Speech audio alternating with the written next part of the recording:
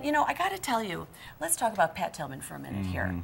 This guy, how could you not think the world of this person? I mean, here he is, one of Arizona's own, plays at ASU football, number 42, hence the race is 4.2 miles.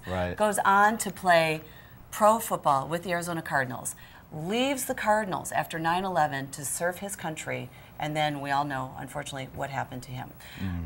I was reading up that this is the seventh year of this race, and his brother-in-law was told the first year that they would be lucky if they got 800 to 1,100 people.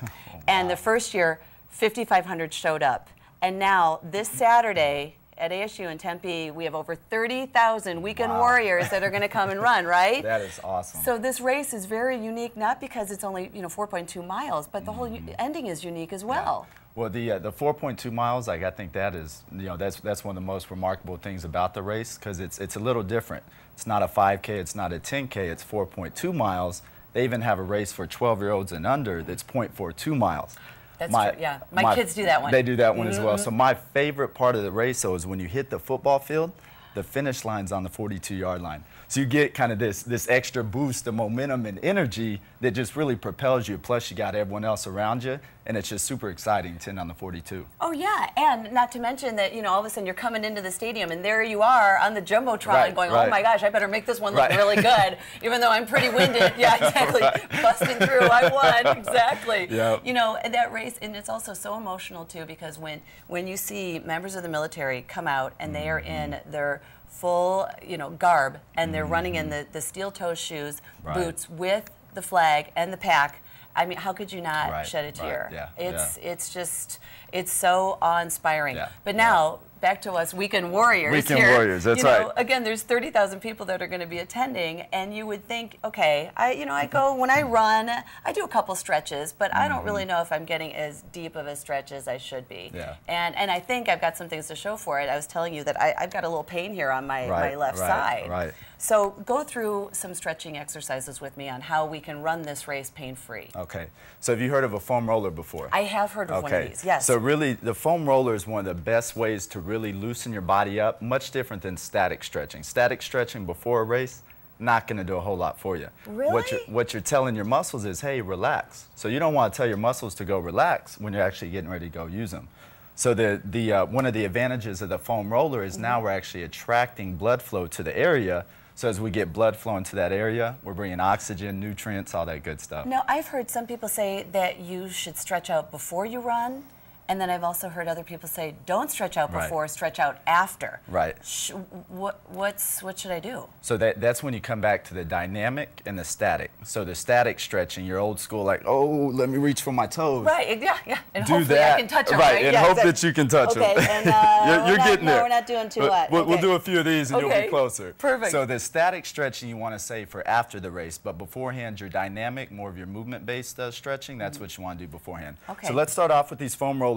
So what we're going to start with is we're going to work on your IT bands. My IT. So several of the areas that are most common, whether you're getting pain from overuse or just repetitive injury, whatever your running, kind of cycle stride might be. So what you're going to do, we're going to lay this right on the side here. And again, this is kind of one of those where I tell everyone one of the few times in life we're actually looking for pain, but it's the good pain. Got it. So what we're going to do, we're going to roll right here. You're going to start with it right on your waist here. And just kind of get down on your elbow. And be on my, on my waist, not on my so hip. it's actually on, And that's the other great thing about these, Lisa, you can't go wrong. You can use these anywhere on your body, and it's just going to help you out. I like cracking my back with it. I do. Too. So all we're going to do from there, just gently start rolling up, kind of roll this roller all the way down to your knee. Now, how are you lifting your leg up like that? Just, there you go. There you go. Now, what you want to find when you find a little hot spot, we call it, just gently roll back and forth. So about 20 to 30 seconds. Now what we're doing here, if you picture a knot in your muscle, we're putting pressure on that knot, getting it to alleviate and dissipate so that way we can get fresh blood flowing through there. Oh, good. And I would say to you too, so now is this also crushing my cellulite? Cellulite pressure. Of course, this is all you have to do. This is it. This is all I have to do, right? Okay, about 25 hours a day. Perfect. So, okay, I see that. Okay, I'm feeling a little spot right there, Yep, there you go. And even be sure to take it all the way down to your knee, because that's where that IT band actually comes in. Okay, as I go flying. Watch out for the walls too, Watch the wall. Okay. Okay, so Oh, again, yeah. we're looking for those painful spots, rolling on them a few times to Okay. make sure they dissipate from there, okay? Yeah. The great thing with the foam roller is you'll feel pretty much an immediate difference from there, okay? Yeah. So Wow. obviously, you know, you want to be sure and get both sides here. Okay. One of the other most common muscles that you definitely want to work on are the calves. So Okay. great way to get the calves here. Nice thing about using the rollers too is it's almost somewhat of a workout because you're using your upper body to support yourself and everything. So we're going to start off here. You're actually going to lift yourself up Okay. and then just kind of gently roll back and forth on the calves. You know what's so sad is here you sit there and you think that you're in good shape and then you do stuff like this and I'm so not. Well, the fact you're wearing Pat's Run shirt, you're in good shape, folks. You're good. Yes, I'm trying. Let's Now, see. if you need a little more pressure, you can just cross one foot over the other. Okay. And that'll dig in there a little bit deeper. Oh, wow. So again, Yeah, I can really feel looking that. to loosen up those knots. So if you have been training, if you have been running, most likely you're going to have a couple tight areas, whether it's in the calves, I can feel by it. T-bands or Yeah. quads, wherever it might be. Okay. And what's another one that we can work on So here? another one, especially common for running, Yeah. again, Yeah. you've heard of shin splints. Oh, yeah. Okay, so shin splints, a lot of times they have to do with the calves being tight, so that's why it's important to get the calves, but then also the muscles in front, you know, the anterior tibialis, Okay. real important to work on too. Got it. This one's kind of fun. This So is fun. Okay. Am I going to go flying? hopefully not. But if she does, let's get that on camera. Yeah, okay. Great. So Here we you're go. just kind of right here, and you're Yep. just gonna roll, kind of tuck your knees. You can slide side to side. Oh, right So you there. feel those muscles on yeah. the front part of your legs now, right next to your shins. Yeah. Oh my gosh. Just I feel going that. back and forth. So again, you can't go wrong with this. Do you know too, like when I ski after about the second or third day and I haven't been out, that really hurts right there. Yep.